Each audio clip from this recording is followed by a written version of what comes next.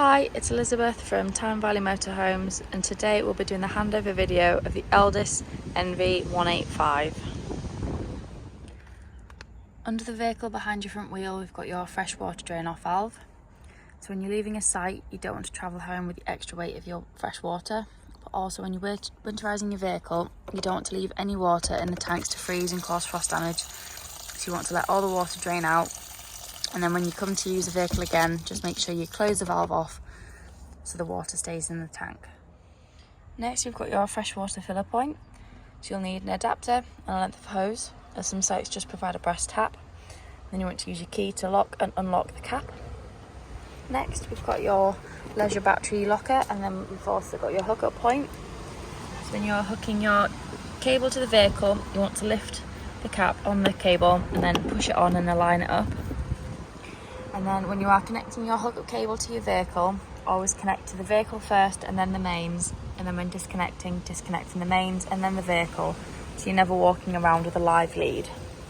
And when you want to close this locker, you want to lock it with your key here so that no one can unplug your vehicle. Next, we've got your cassette locker. So as long as the blade in the inside of the toilet is closed, you can pull the orange handle up and slide the cassette out. And then when you empty, you just want to twist the spout round, take it off, and then tip it up and empty, and at the same time pushing the orange button. This just allows some air in and stops it from glugging.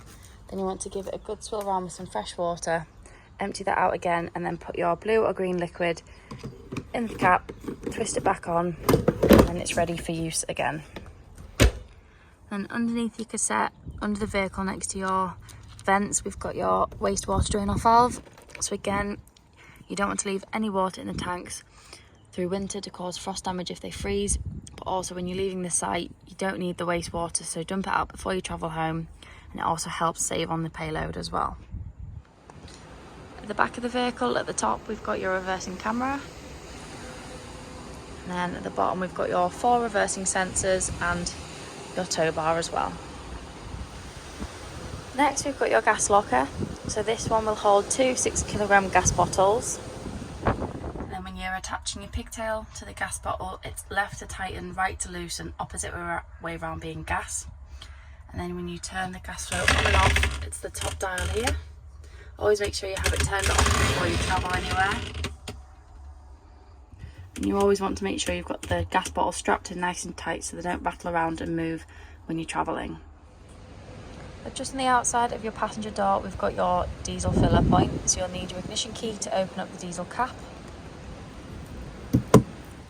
On the outside of your passenger door, we've got your ideal tyre pressures. And then on the front, we've got your bonnet release. Under the bonnet, the main things you want to focus on is your screen washer fluid. We've got your engine coolant and your brake fluid, your oil and your dipstick. And then we've got your negative and your positive down there if you need to give or receive a jump start. And we've also got your weight plates on the front as well.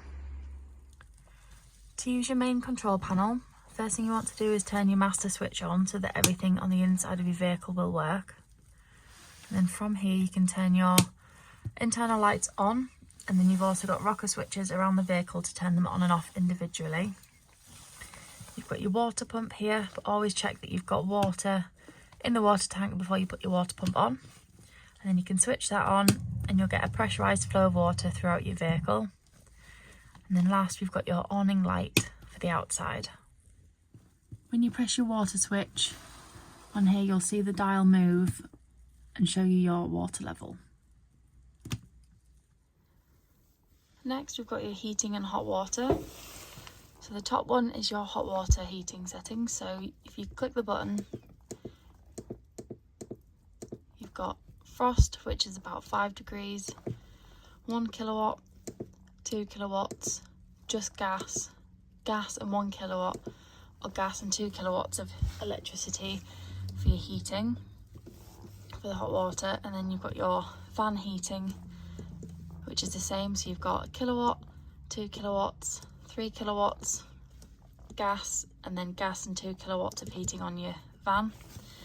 And then to increase and decrease the temperature, you've got the plus and minus. So the top is about 30 degrees, all the way down to about 5 degrees. right at the bottom there. Next we have your 2 single beds. So underneath one we've got your 3 drawers. And then we've also got some storage under the other side.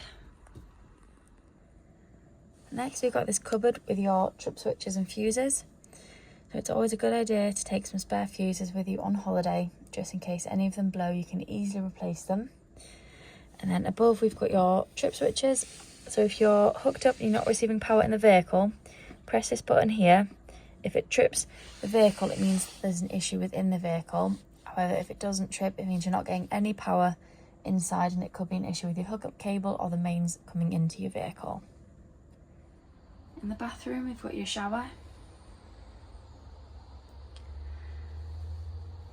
with your sliding door that's clipped in just behind for travelling.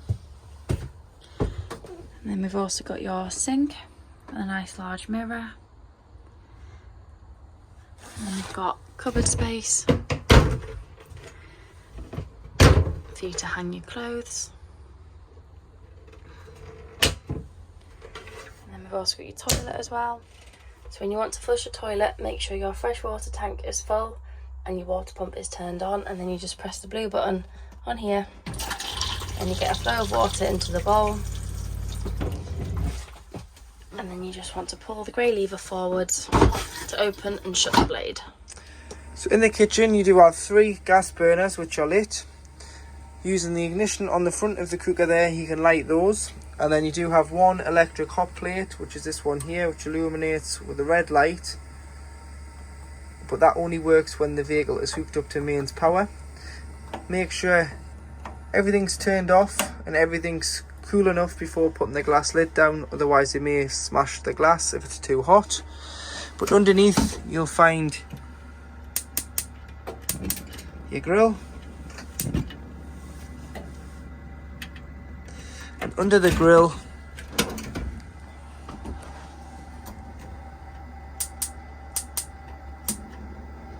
you do have your oven. If you ever need any parts for the oven and grill, the model number is on the sticker on the side of the door.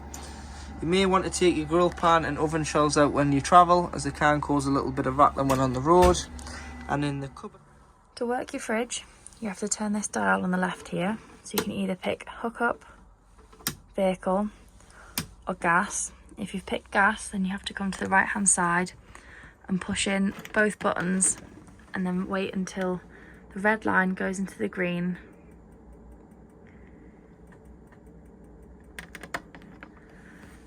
And then once it stays in the green, your fridge is lit on gas. And then this is your temperature dial as well, so you can pick low or high depending on how cold you want your fridge to be. To turn your front lounge into the bed, first thing you want to do is bring one of the bases out. You just pull and slide it into the middle, and then you want to do the same on the other side. And then what you want to do is pull the base cushions into the middle,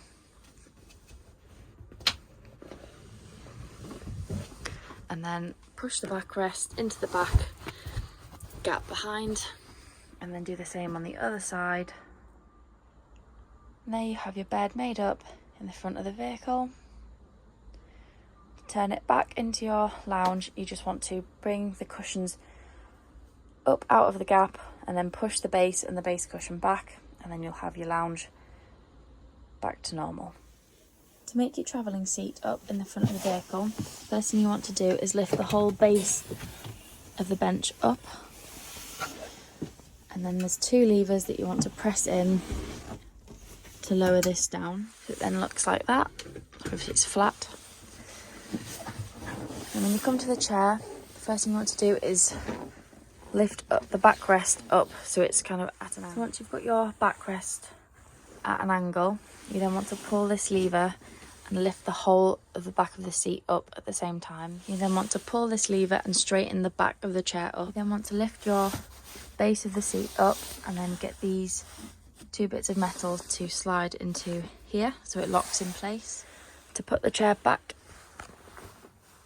to fold the chair back down and make back into the lounge, you want to lift the base of the seat up and pull it back down until it lies flat on the floor, and then you want to slightly fold the chair back, bring it back down and fold it back on top of your base. And once your chair looks like this again, you can gently pull